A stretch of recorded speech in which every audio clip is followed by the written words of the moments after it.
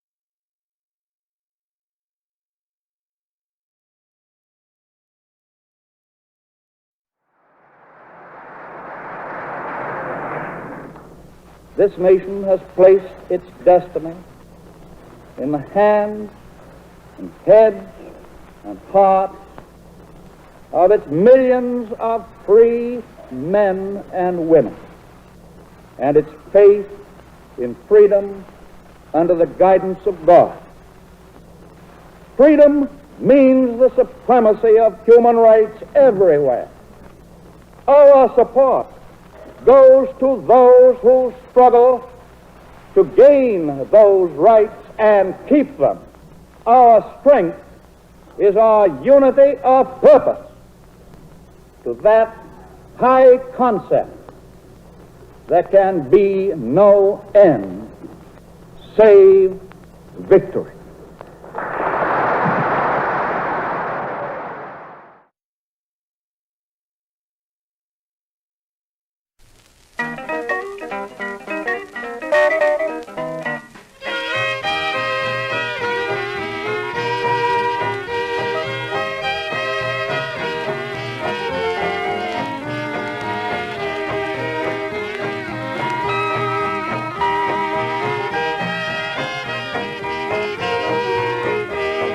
Be a sad day coming for the foes of all mankind. They must answer to the people, and it's troubling their minds. Everybody who must fear them will rejoice on that great day, when the powers of dictators shall be taken all away.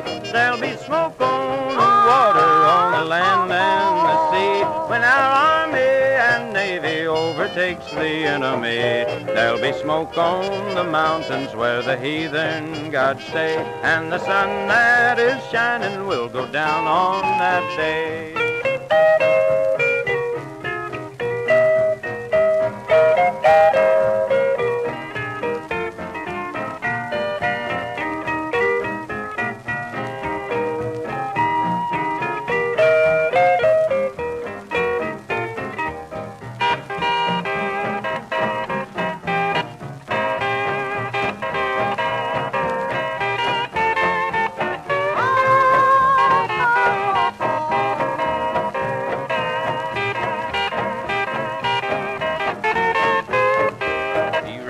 along with Hitler will be riding on a rail. Mussolini'll beg for mercy, as a leader he has failed. But there'll be no time for pity when the screaming eagle flies. That will be the end of Axis, they must answer with their lives. There'll be smoke on the water, on the land and the sea, when our army and navy overtakes the enemy. There'll be smoke on the mountains where the heathen gods stay, and the sun that is shining will go down on that day.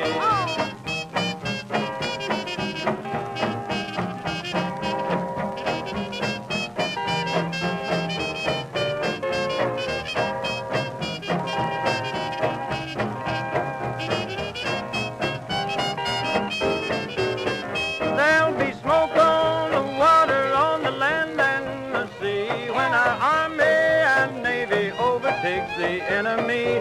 There'll be smoke on the mountains where the heathen gods stay, and the sun that is shining will go down on that day.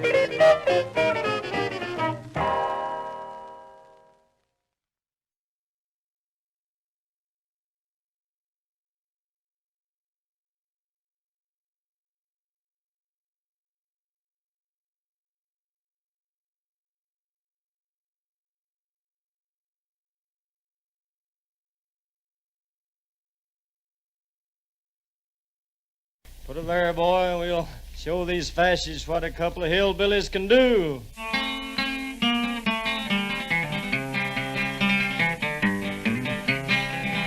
There's a great and a bloody fight round this whole world tonight.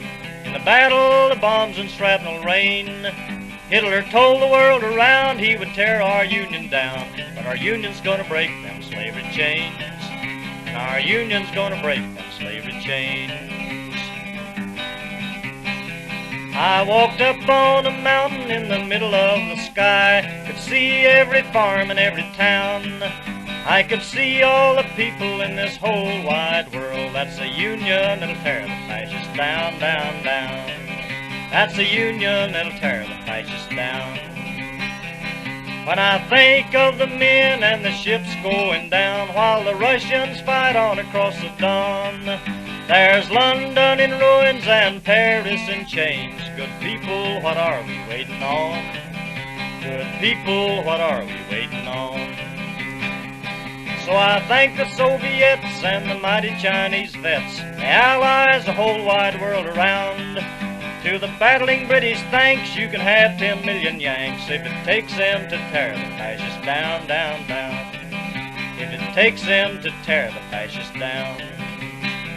But when I think of the ships and the men going down and the Russians fight on across the Don, there's London in ruins and Paris in chains. Good people, what are we waiting on? Good people, what are we waiting on? So I thank the Soviets and the mighty Chinese vets, the Allies, the whole wide world around. To the battling British, thanks, you can have 10 million Yanks if it takes them to tear the fascists down, down, down. If it takes them to tear the fascists down.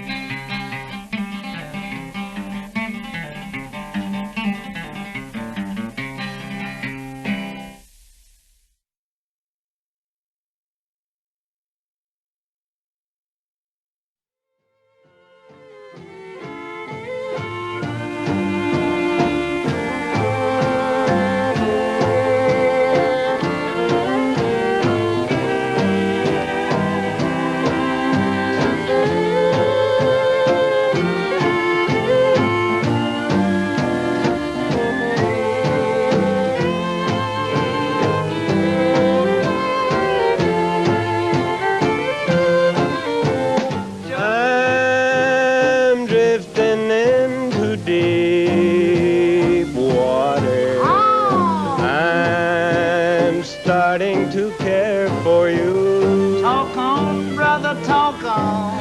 I'm drifting into... On the eve of Pearl Harbor, swing may still have been king, but there were rivals for the kingdom.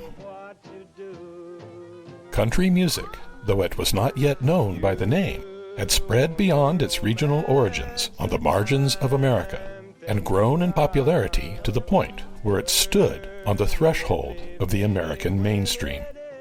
From 1942 to 1945, the forces unleashed by World War II pushed country music across that threshold, and in the process did much to unite all of country's different grassroots musical styles into one recognized genre.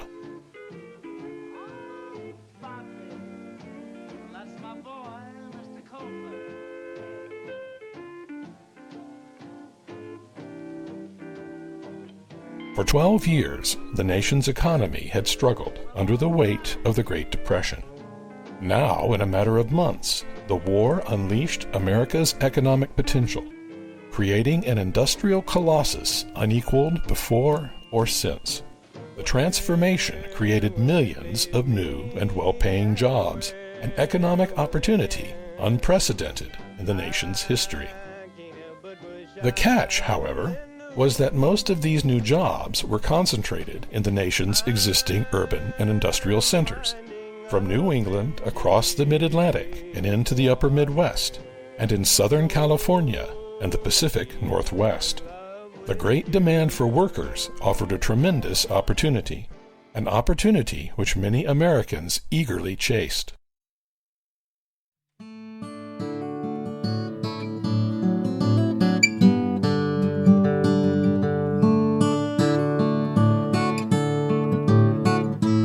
The Dust Bowl migration of 2.5 million people soon paled in comparison to the wartime exodus of nearly 5 million more who left the southern and southwestern United States between 1941 and 1945, heading north and west in search of new work and new lives.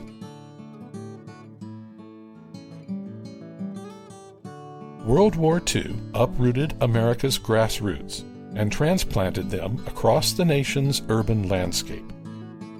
Wherever the southern and southwestern migrants moved, they took their music with them. Mobilized by the war, country music now swept across the length and breadth of the United States like a musical blitzkrieg, leaving no corner of the nation unoccupied. Nowhere was the impact of this migration more powerfully felt than along the nation's Pacific coast.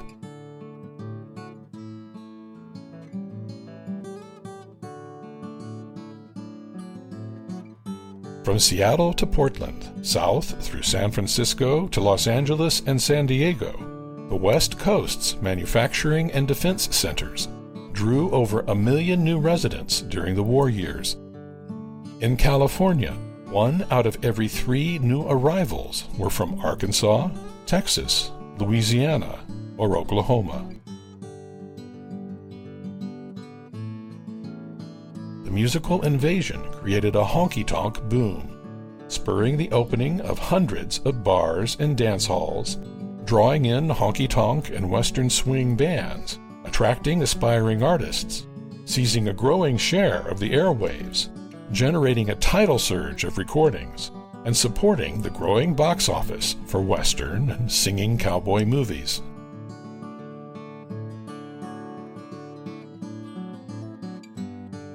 In the shadow of the San Gabriel Mountains and across the broad Central Valley, music which had come from the Appalachians and Great Plains was now melted down, recast, and forged anew, and the modern country music industry was busy being born as much, if not more, in California than in Tennessee.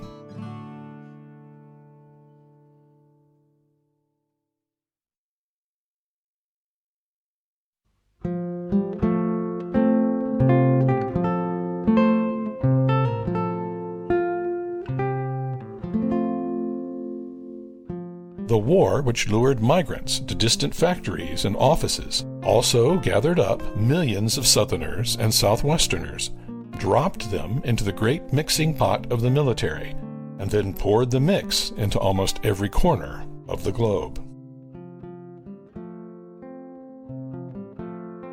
Southern and Southwestern soldiers, whether volunteers or draftees, took their music with them to war. Country music was string music, and string instruments were relatively inexpensive and portable. In almost any unit of any size in any service, there were usually one or more soldiers with a guitar, mandolin, banjo, or harmonica. Throwing together a string group in the barracks or in the field was far easier than assembling a jazz ensemble or a swing band. The military, in turn, had to consider the musical tastes of its soldiers in their morale and entertainment programs. Country music artists found new venues and audiences via the Armed Forces Radio Service, USO shows, and Army-produced record albums. From the bottom up and the top down, by 1945, millions of servicemen from across the United States and untold millions of people overseas had been introduced to country music, and the introduction, once made, often led to a lifetime relationship.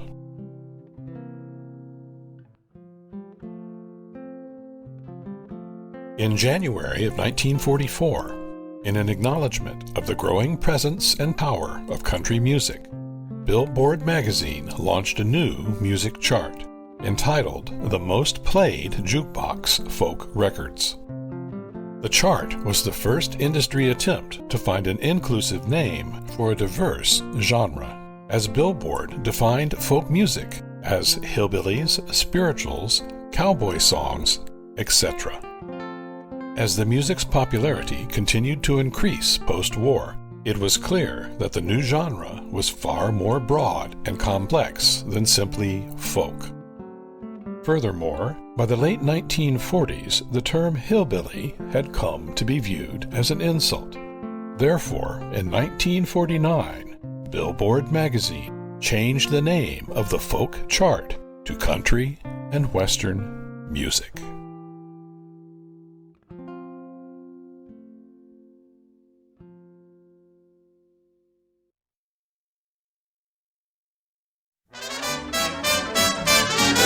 Lay that pistol down, babe, lay that pistol down.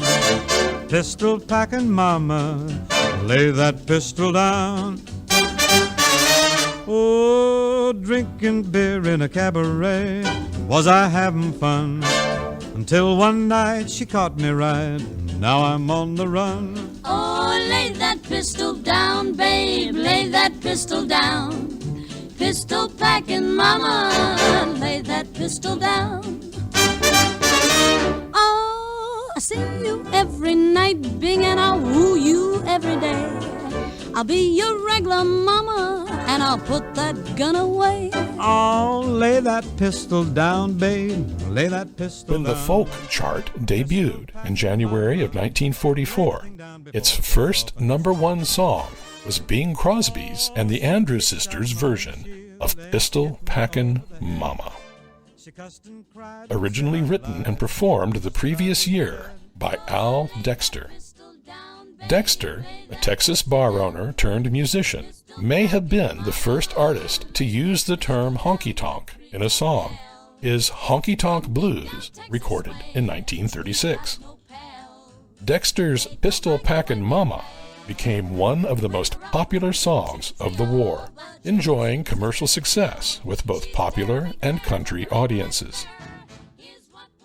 Before Crosby and the Andrews Sisters' version reached #1 on the New Folk chart, Dexter's performance reached #15 on the Billboard Popular Music charts. In a wonderful turn of irony, Pistol Packin' Mama, a song born in Texas, was adopted as the theme song of the New York Yankees. It also inspired a film in 1943, which netted Dexter over $250,000 in royalties. Servicemen granted the song their own unique form of recognition, as no single song of World War II was more appropriated by pilots and aircrew as a name for their aircraft than Pistol Packin' Mama.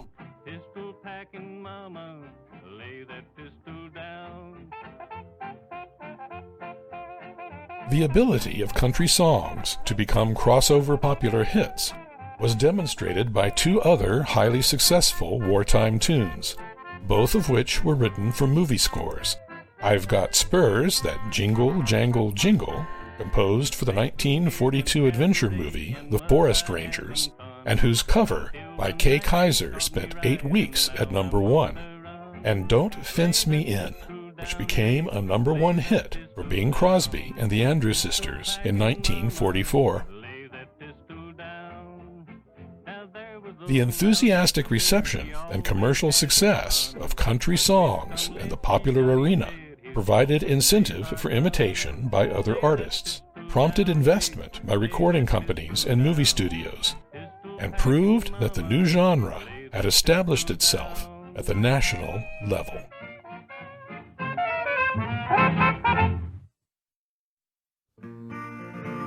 Have you heard of a ship called the Good Reuben James?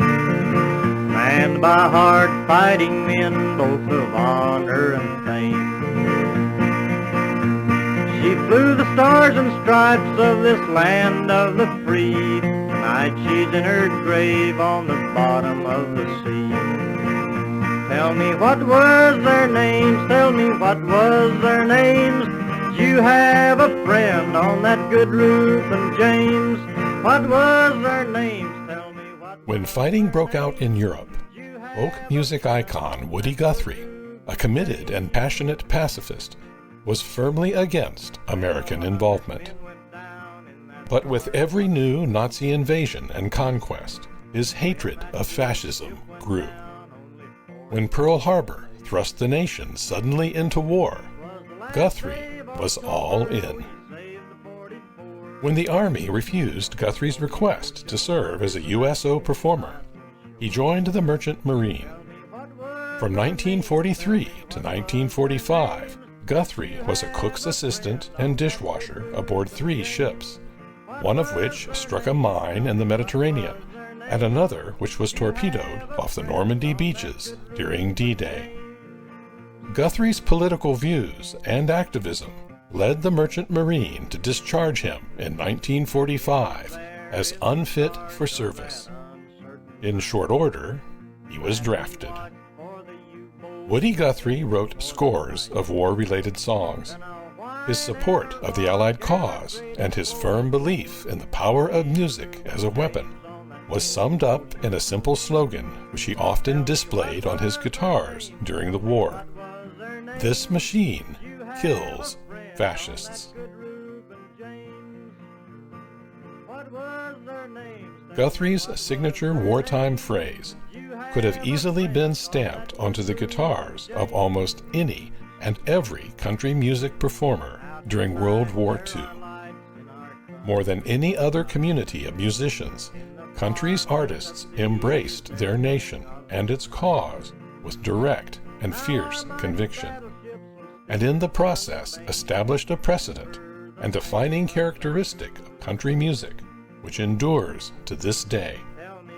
Country music is the music of American patriotism. For as the Cowboy Code clearly and unnegotiably states, the cowboy is a patriot.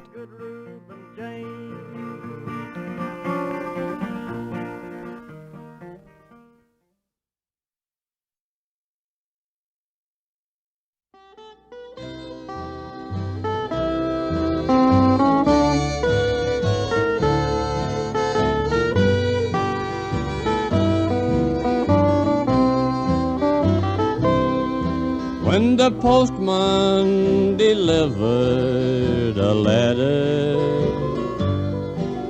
it filled her dear heart full of joy.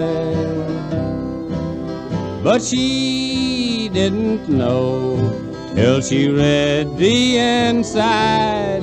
It was the last one from her darling boy. Dear Mom. Ernest Tubb, the Texas troubadour and honky-tonk king, was a wartime favorite among American troops. Tubb appealed to soldiers with his simple, plain, and direct manner. He wrote numerous songs for and to the troops, and tirelessly performed for them throughout World War II and later in Korea and Vietnam. Tubbs' version of A Soldier's Last Letter, a song written by Red Stewart while serving with the Army in the South Pacific, was his biggest hit of the war, reaching number 20 on the Billboard Popular Music charts.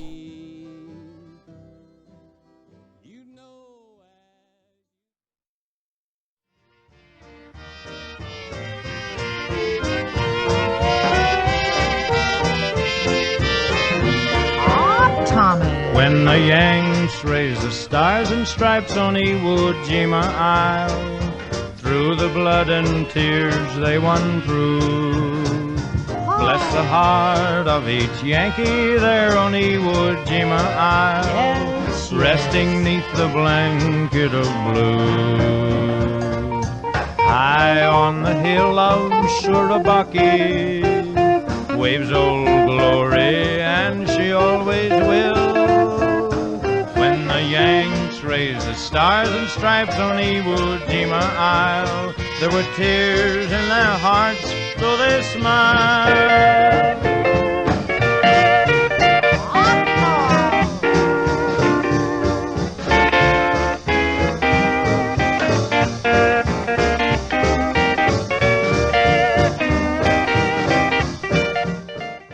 The masters of Western swing, Bob Wills and his Texas Playboys, scored 2 smash hits during the war. Stars and Stripes on Iwo Jima, inspired by photographer Joe Rosenthal's Pulitzer-winning photograph of American troops raising the flag on Mount Suribachi, and Smoke on the Water. Smoke on the Water, written by Red Foley and recorded by Wills early in 1945, forecast the defeat of Germany and Japan, and reached number 1 on the new folk jukebox chart on April 14th, 1945, 3 weeks before VE Day.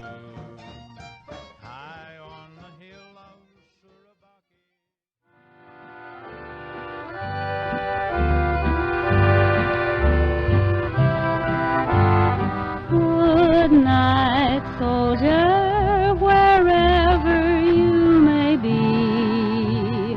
My heart's lonely without you. Good night, soldier, perhaps our reveille finds me dreaming about you. Someday skies will change to blue. Smiles will lighten sorrow. Good night, soldier. Angels walk with you. Arkansas-born Ruby Rose Blevins, also known as Patsy Montana, was a singer, songwriter, musician, and actress who rose to national popularity primarily through her regular appearances on WLS Chicago's National Barn Dance in the 1930s. Her 1935 hit, I Want to Be a Cowboy's Sweetheart, became the first million-selling single by a female country artist.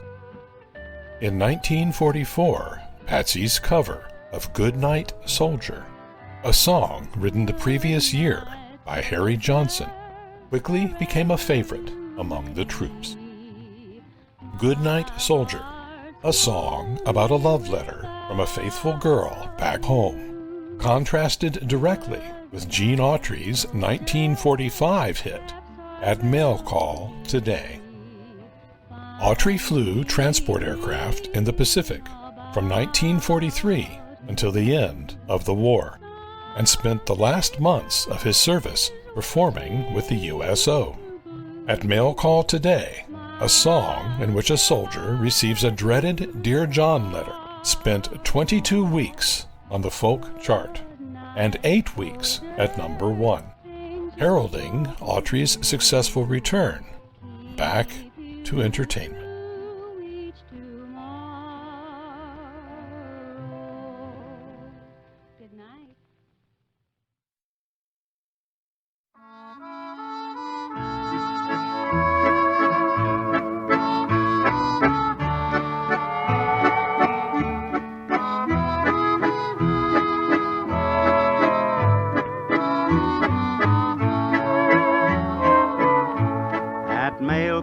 today, dear, your last letter came. I just stood there smiling till they called my name. As I read it over, the sky turned to gray, and tears dim my eyes, love, at mail call today. I can't understand, love, what's happened to you. The day that I sailed, love, you said you'd be true. But now it's all over, what more can I say? My poor heart was broken at mail call today. I've slept in the fog.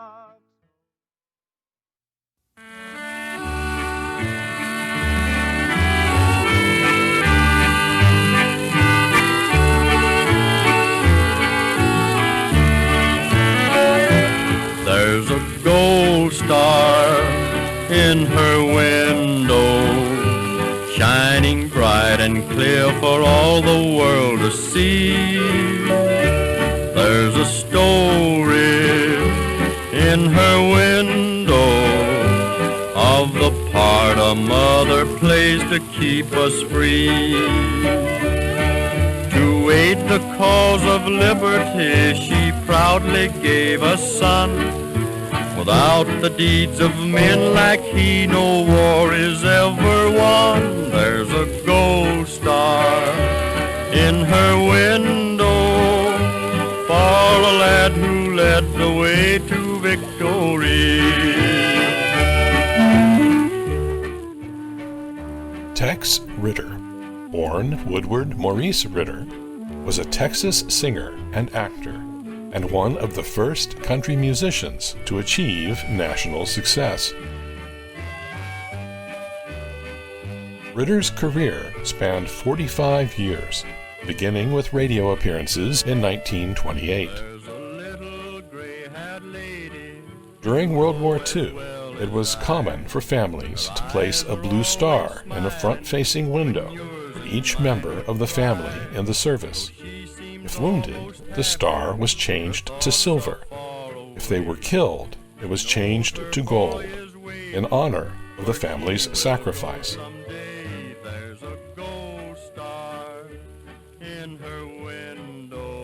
In 1943, Ritter co-wrote and performed "There's a Gold Star in Her Window," destined to become one of the most popular patriotic songs of the war and one of the biggest hits of Ritter's career.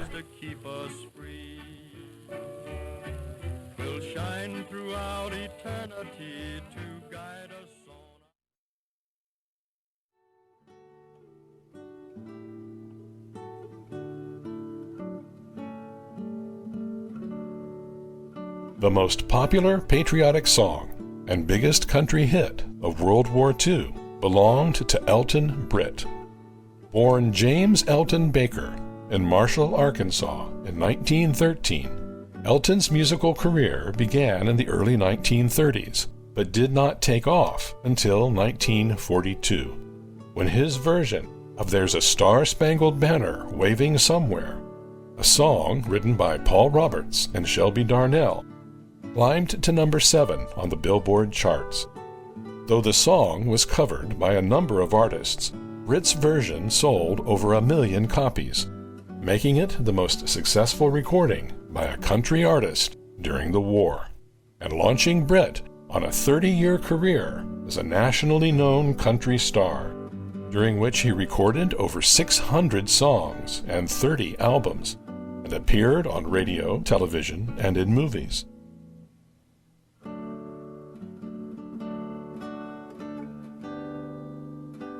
"There's a Star-Spangled Banner Waving Somewhere" tells of a young man's desire to be worthy of a Valhalla-like afterlife reserved for great American heroes, The song's lyrics had a special appeal to President Franklin Delano Roosevelt, who shared something in common with the song's protagonist, and for whom There's a Star-Spangled Banner Waving Somewhere became a personal favorite, moving him to invite Britt to the White House to perform the song in person, a rare request and honor.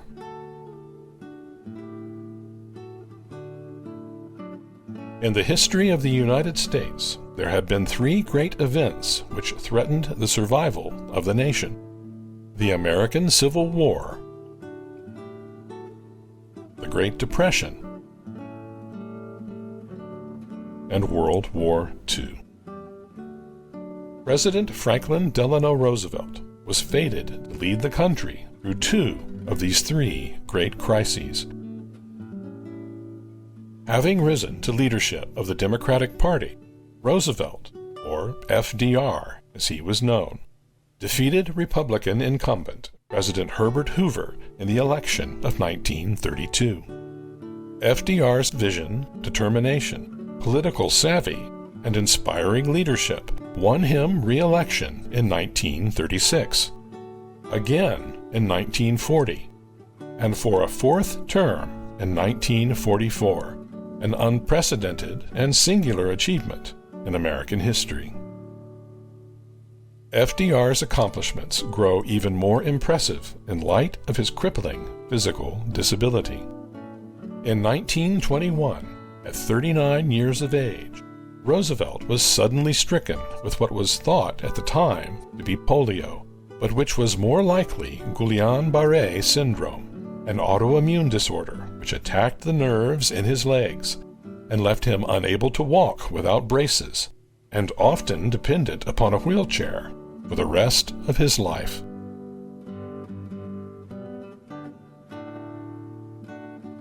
Roosevelt spent 4 grueling years relearning how to use his legs, a period in which he spent much time recovering and undergoing hydrotherapy in Warm Springs, Georgia. FDR fell in love with Warm Springs and funded the construction of a recuperation facility for polio victims, and built a personal retreat, the Little White House at nearby Pine Mountain, to which he frequently returned throughout the remainder of his life.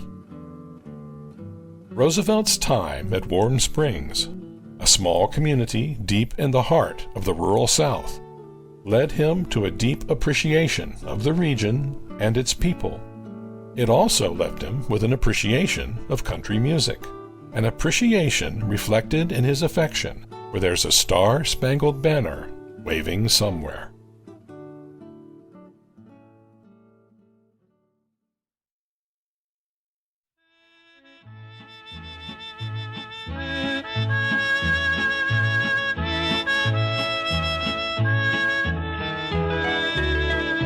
There's a star-spangled banner waving somewhere in a distant land so many miles away.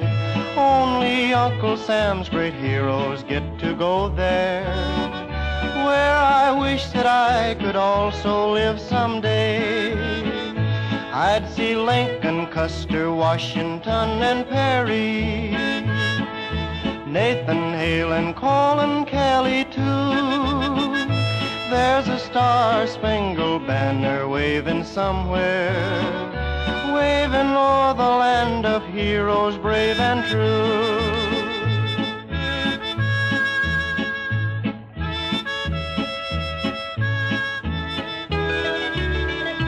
In this war with its mad schemes of destruction of our country fair and our sweet liberty, by the mad dictators, leaders of corruption, can't the U.S. use a mountain boy like me? God gave me the right to be a free American. For that precious right I'd gladly die. There's a star-spangled banner waving somewhere. That is where I want to live when I die.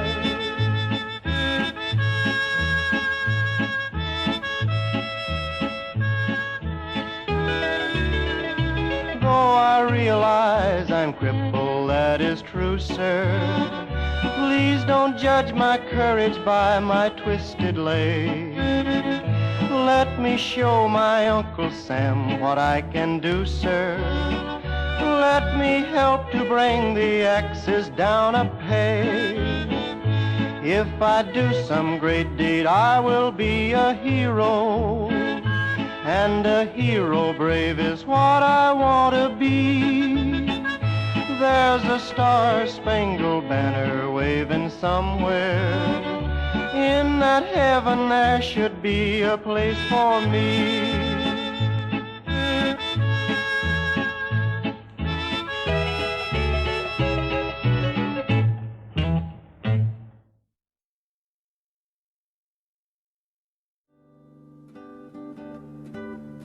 FDR's 12 years in office, guiding the nation and then the Allied alliance through the most tumultuous and dangerous period in modern history, took a heavy toll on his health.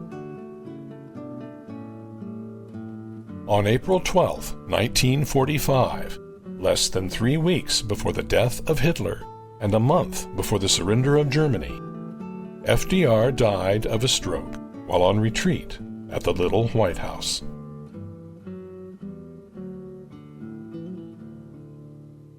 His sudden passing at the age of 63 stunned the nation, and his death was mourned and memorialized across the world.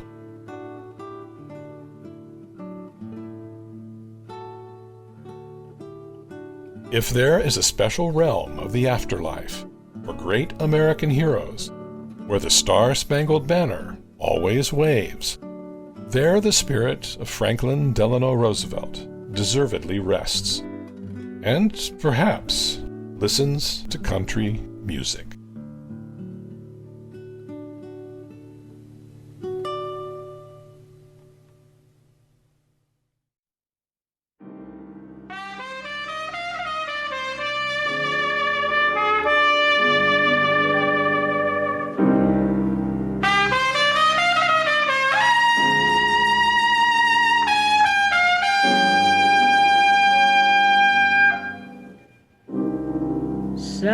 Southern trees bear strange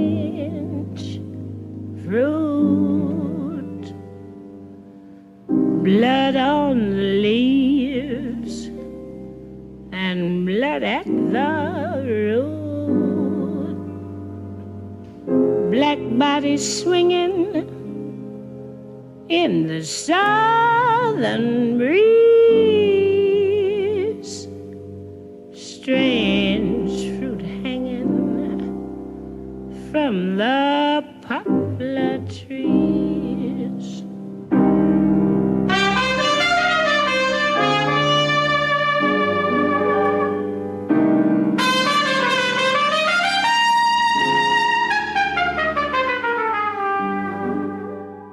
In January of 1937, Abel Meeropol, a Jewish-American author, teacher, songwriter, and civil rights advocate, published a poem inspired by Lawrence Beitler's 1930 photograph of the lynching of Thomas Shipp and Abram Smith in Marion, Indiana.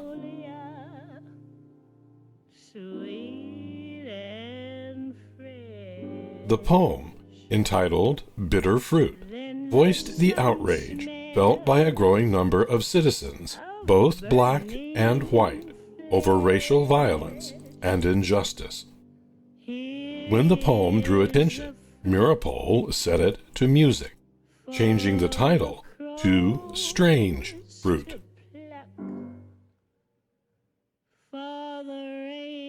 In 1938, Barney Josephson, an entrepreneur and jazz fan, outraged that African American customers were forbidden entry into segregated clubs where black musicians and artists performed, opened Cafe Society, the first integrated nightclub in the nation. Billed as the wrong place for the right people, Cafe Society prided itself on treating everyone equally.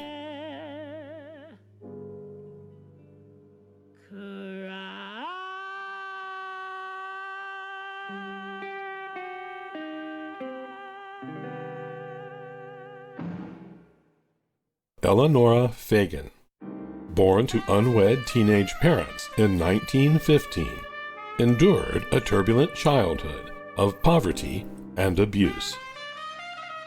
A natural singer, Fagan began performing in Harlem nightclubs in the 1930s under the name Billie Holiday. Her talent won her jobs with both Count Basie and Artie Shaw, bringing her to national attention. However, Holiday gained the reputation of being unprofessional, temperamental, and unreliable. And by 1939, she was back in Harlem and performing at Cafe Society. Holiday heard Strange Fruit and added it to her performance. It quickly became her most popular and signature song. Josephson capitalized on its popularity by having Holiday close her act with the song. Waiters stopped serving in advance. All lights were extinguished, save for a single spotlight on Holiday's face. As the band played the song's introduction, she stood still at the microphone, eyes closed, as if in prayer. By the time she sang the first words, the audience was already mesmerized. On April 20th, 1939, Holiday recorded the song for Commodore Records, an independent label specializing in jazz and blues. By the end of the year, Strange Fruit had sold over 1 million copies, and it was the fourth most popular song in the nation for all of 1939. Strange Fruit made Billie Holiday a national celebrity, and its popularity spoke to the emergence of a growing number of Americans who were no longer comfortable with the status quo of racial segregation and injustice. For a generation of socially conscious and activist-minded young men and women, Strange Fruit was both a declaration of war and an opening shot, and it is often cited as one of the most influential songs, not just of the 20th century, but of all time.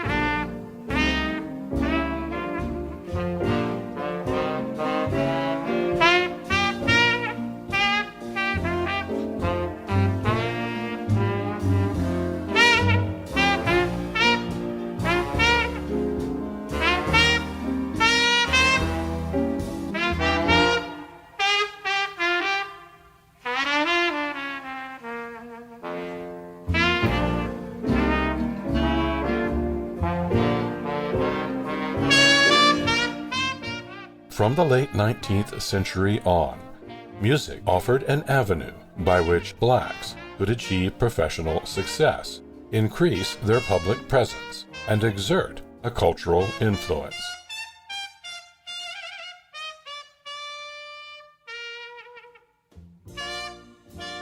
With the rising popularity of jazz and swing, nightclubs dance halls, and theaters were one of the few places where, to an extent, blacks and whites could interact in a nation where racially segregated businesses, services, transportation, and education were not just common, but required by law.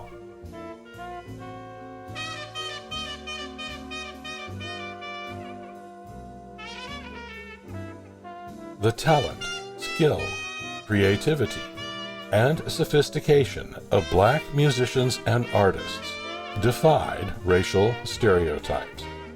Their success inspired blacks and gave them a source of pride, and their popularity steadily pushed back the borders of segregation.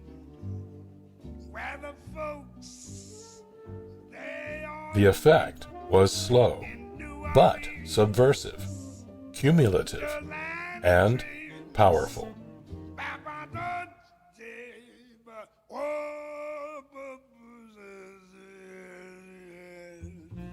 For example, in 1931, Charles Black, a 16-year-old white teenager in Austin, Texas, heard Louis Armstrong perform at a local hotel.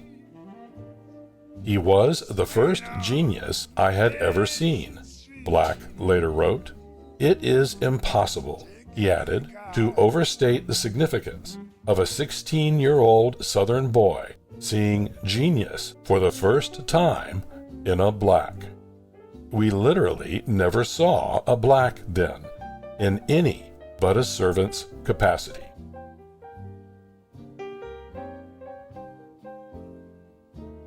"23 years later, now a highly accomplished lawyer, Charles Black would play a key role in convincing the United States Supreme Court that separate schools were inherently unequal, resulting in their landmark decision in Brown versus the Board of Education of Topeka that declared segregated schools unconstitutional and therefore illegal.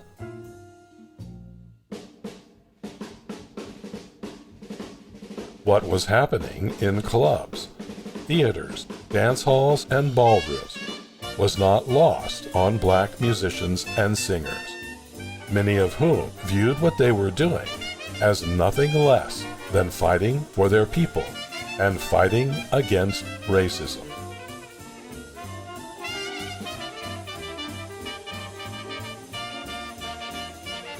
In 1941, Louis Armstrong, in a letter to jazz critic Leonard Feather, wrote, "I'd like to recall one of my most inspiring moments. I was playing a concert date in a Miami auditorium.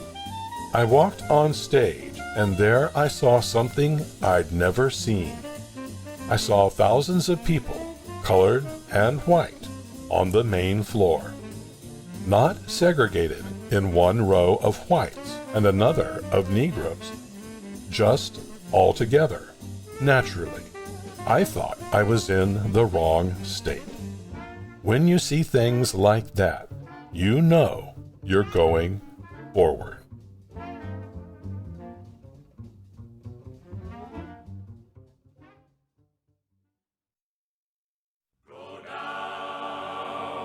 Moses, way down in Egypt land.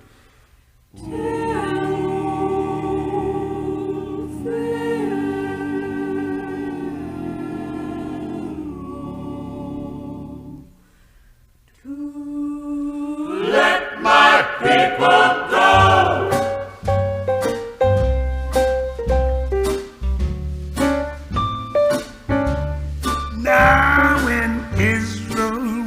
In Egypt land, let my people go.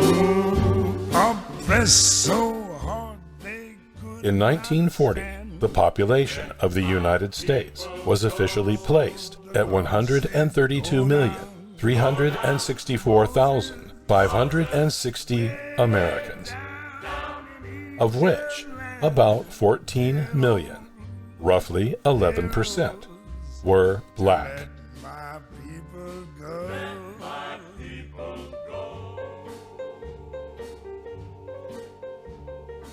The German conquest of Western Europe in the spring and summer of 1940, coupled with the continued Japanese aggression in China, led the United States to begin preparing for war almost a year before Pearl Harbor. Yes, the Lord said, go down, Moses, way down in Egypt land. The irony and hypocrisy of mobilizing the nation for war against racist powers abroad while embracing racism, segregation, and inequality at home was not lost. Thus spoke the Lord, bold Moses said, let my people With the institution of a peacetime draft in September of 1940, the government drew increasing pressure from civil rights groups, black leaders, the liberal press, and social reformers within the Democratic Party to not only include blacks fairly and fully in the mobilization, but to use the opportunity as a fulcrum and lever to dislodge segregation and fight racism across the United States.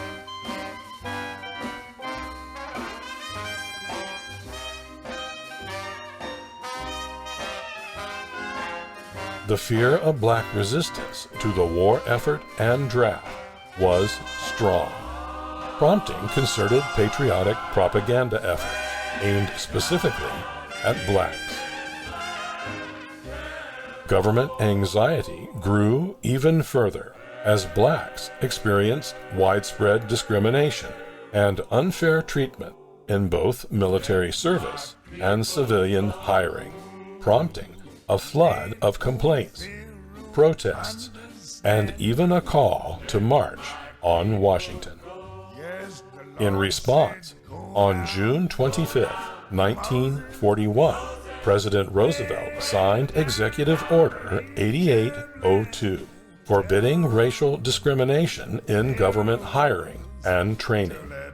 The order also created the Fair Employment Practice Committee, the first federal attempt to promote equal opportunity and prohibit employment discrimination in the United States.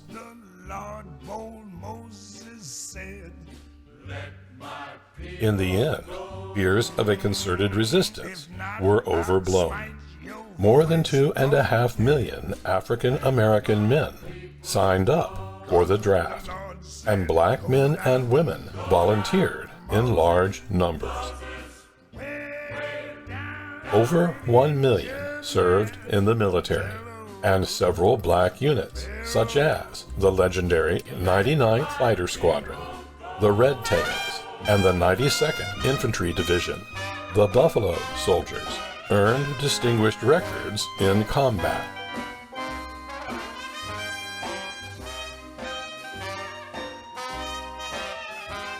But on the whole, throughout the war, the racial realities still plagued blacks in military service.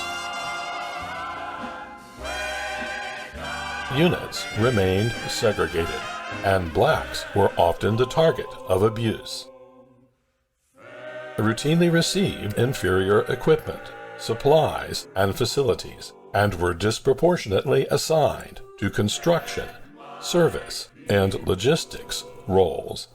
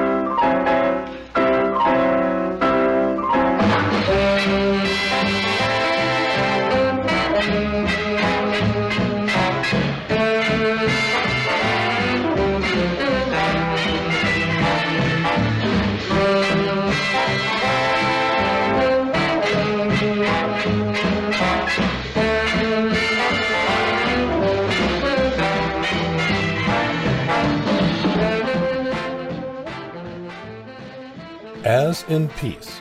In war, music continued to provide African Americans a voice, opportunities, and a means for challenging racial prejudice. In peace, Americans were a musical people who demanded their music. In war, hungry for diversion, escape, and relief, Americans were ravenous. Quite simply, wartime America could not get enough music, and musicians were more in demand than ever before, and nowhere more so than in the military.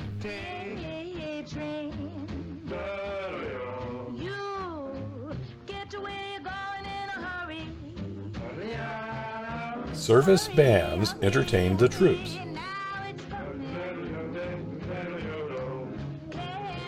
Conducted public relations and morale-building concerts.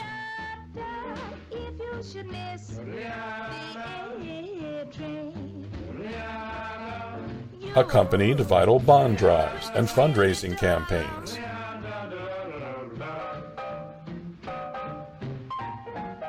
And performed for official military and state occasions. From Pearl Harbor to Tokyo Bay, across 4 years of war, the United States military could not recruit, train, and deploy bands fast enough to meet the demand. Both services scoured the nation for musical talent, down to the smallest communities, high schools, and local bands.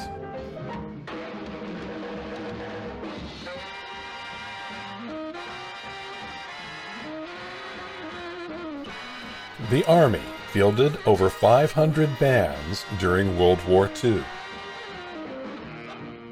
many of which were African American, including the 404th Armed Service Forces Band, the only all-female, all-black band in U.S. military history.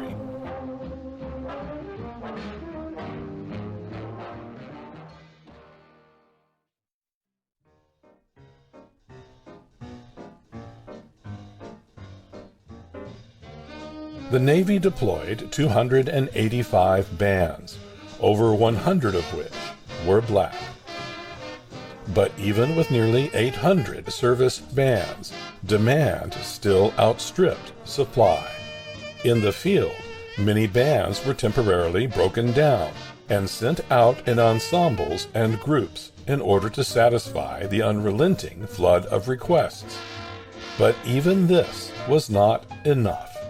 In the time-honored tradition and practice of American soldiers, units often provided for themselves by organizing their own ensembles and bands. Army and Navy musicians were considered, at least technically, as normal soldiers and sailors, required to train and maintain basic military skills, perform routine duties and tasks, and, if necessary, fight. Navy bands manned battle stations at sea and ashore. And more than once during the war, Army bands exchanged their instruments for rifles. But mostly, Army and Navy musicians played, practiced, and jammed. They refined their skills, traded techniques and tricks, and listened to and learned each other's music. Service bands were hothouses for musical cross-pollination, as well as informal musical academies, where some of the finest, most accomplished, and formally educated musicians in the land lived, worked, and played side by side with young, bright, and hungry musicians of all backgrounds and levels of knowledge and skill. One young African American Navy musician, Samuel Floyd, described it as the greatest single educational and musical experience for blacks ever to occur in America. The long-term importance of this great exchange and its impact upon the future of American music is almost impossible to overstate. An entirely new generation of American musicians were being molded, trained, and shaped in Army and Navy bands, the generation which, over the course of the next 2 decades, would take what they had learned, revolutionize every genre of American music, and create a new one of their own: rock and roll.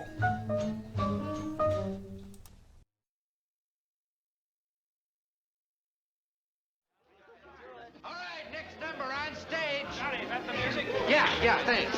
Nice going, Joe. Great,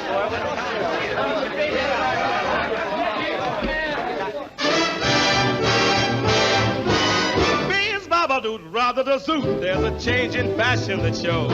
In those Lennox Avenue clothes, Mr. Dude has disappeared with his flashy tie. You'll see in the Harlem Esquire what the well-dressed man will desire when he's strutting down the street with his sweetie pie. Suntan, shade of cream, or an olive drab color scheme. That's what the well-dressed man in Harlem will wear.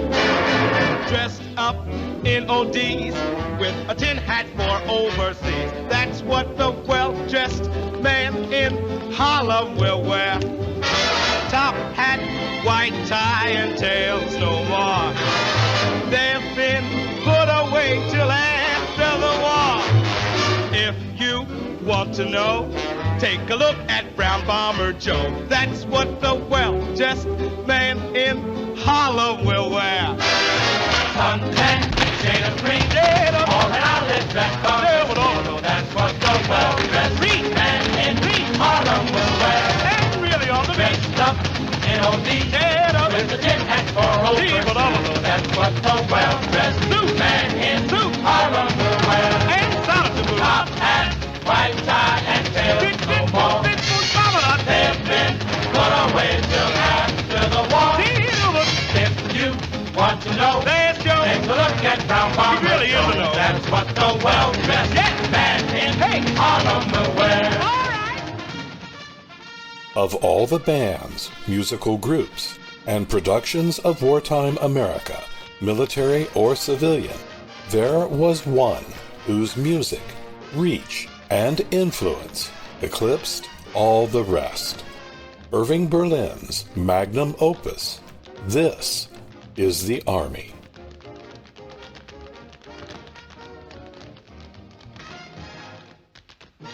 During World War I, 30-year-old Irving Berlin, already one of the nation's best-known songwriters, joined the U.S. Army. The Army gave him a piano instead of a rifle and put him to work creating a morale-building and fundraising musical revue.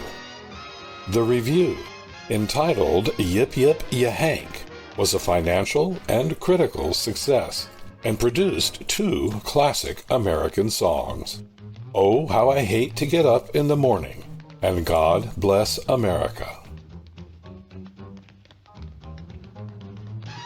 When war came again to the United States in 1941, Berlin, now 53, went to the War Department and successfully pitched a bigger, better version of Yip Yip Ya Hank to run for 4 weeks on Broadway. The result, entitled This is the Army, premiered appropriately on July 4th, 1942. And proved an immediate success. So successful, in fact, that the Army extended its run by 2 weeks, and then took it to Washington, D.C. for a presidential command performance. A performance so well received that in turn, the Army proceeded to send the company on a road trip across the nation.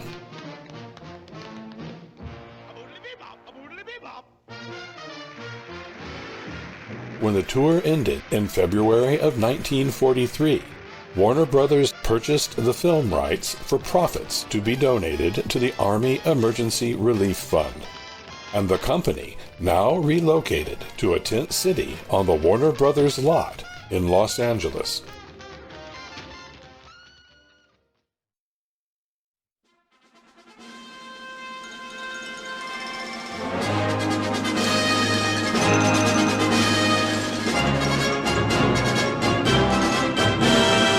This is the Army, Mr. Jones. No private rooms or telephones. You had your breakfast in bed before, but you won't have it there anymore. This is the Army, the movie, told a semi-biographical account of Yip Yip Yahank, with Irving Berlin represented by a fictional song and dance man named Jerry Jones. 25 years later, Jones' son, John, enlists in the Army following Pearl Harbor and is assigned to stage another musical revue in the tradition of his father. Embellished with comedic side stories and a romance, the film ends with the stunning success of a presidential review and the company being disbanded and sent off to combat. Besides the original cast and appearances by Kate Smith, Joe Louis, and the notoriously shy Irving Berlin, the film featured an ensemble Hollywood cast headed by a young contract actor, Ronald Reagan, who had enlisted and held the rank of lieutenant in the Army.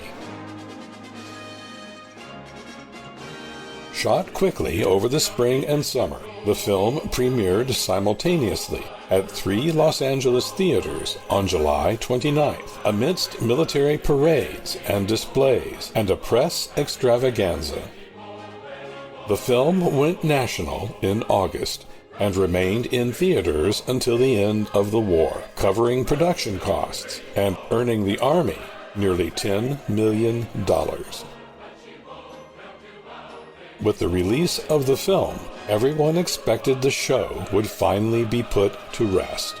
The Army, however, was not about to let go of a good thing, and in October, a pared-down cast and crew were sent on tour across the British Isles, and from there, in February of 1944, on to Algeria, the first stop of a world tour of U.S. military bases.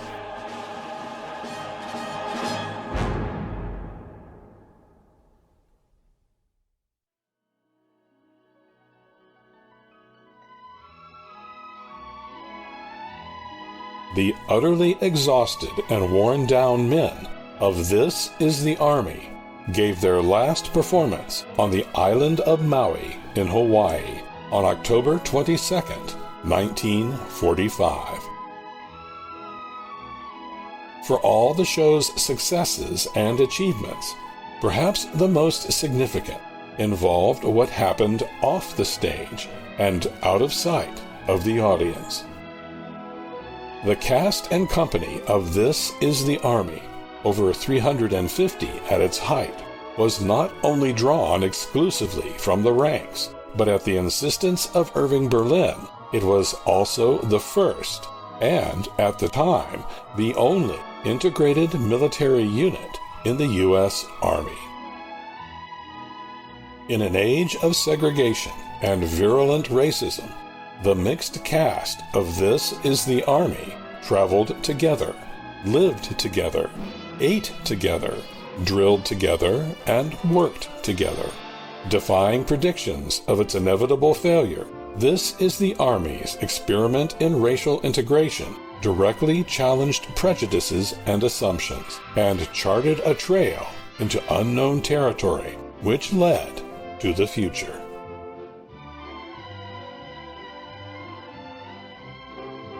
Yet, for all its daring and groundbreaking, This Is the Army was still bound by the limits of its times, and in some ways it was as archaic as it was cutting edge. While the men of the integrated unit lived and worked together daily, when the curtain went up and the show went on, the acts were mostly segregated.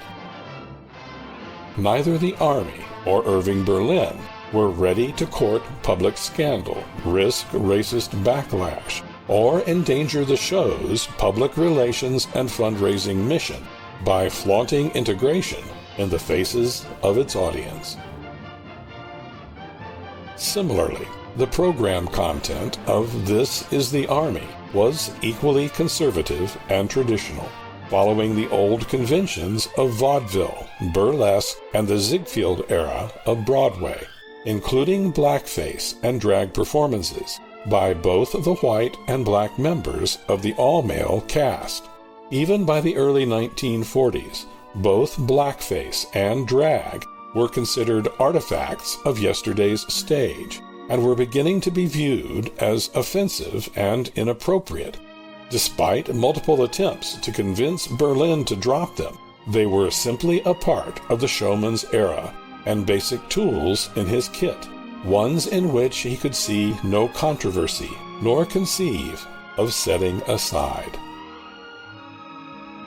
Thus, This Is the Army was a curious hybrid of special circumstances in a unique time, a strange fruit all of its own, from a tree with roots both in the past and future. Today, it is almost completely forgotten, a remote footnote in a distant and ever-receding history. Its songs and routines seem anachronistic curiosities at best, overly patriotic and painfully backwards at worst.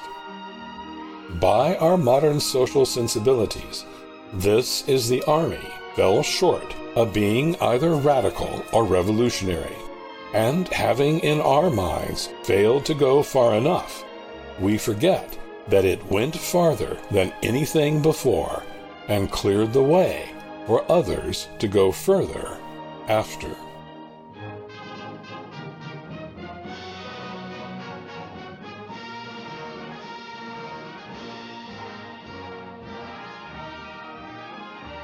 In just 4 years, World War II thoroughly transformed the United States. The America of 1945 was a radically different place than the America of 1941, even if many of the changes would take time to fully reveal themselves. After World War II, the old segregated status quo was simply no longer possible.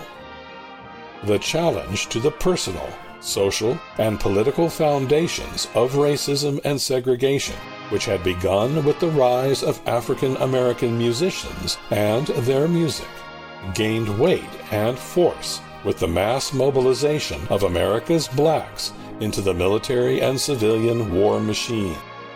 By the war's end, the impetus for change was not yet a steamroller, but it was rolling forwards with mounting momentum. In 1948, President Harry Truman, in one of the most personally and politically courageous and far-sighted acts of any American president, ordered the complete integration of the U.S. military. From the strange fruit would soon rise a mighty orchard, bearing a harvest of long-awaited reform and justice.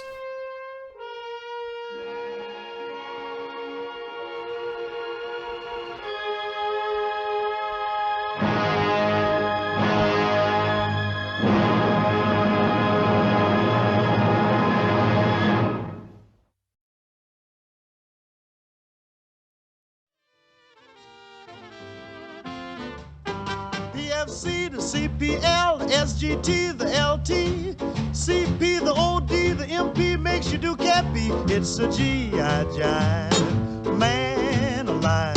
It starts with a bugle blowing reveille over your bed when you arrive.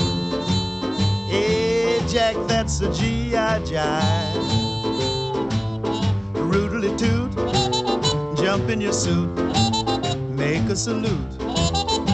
Arrivoot, after you wash and dress, more or less, you go get your breakfast from a beautiful little cafe they call the Mess. Hey, Jack, when you convalesce out of your seat into the street, make with your feet or read. If you're PVT, your duty is to salute the L-I-E-U-T. But if you brush the L-I-E-U-T, the MP makes you KP on the QT. It's just a G.I. jive, man alive. They give you a private tank that features a little device called fluid drive. Hey, Jack, after you revive,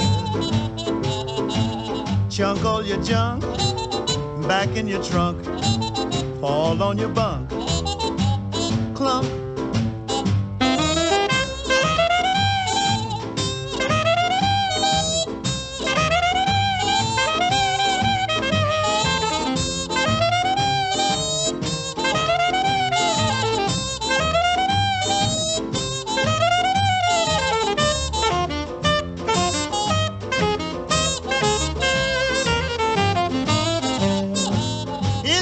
G.I. jive, man alive. They give you a private tank that features a little device called fluid drive.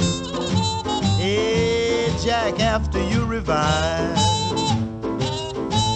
chunk all your junk back in your trunk, fall on your bunk, clunk.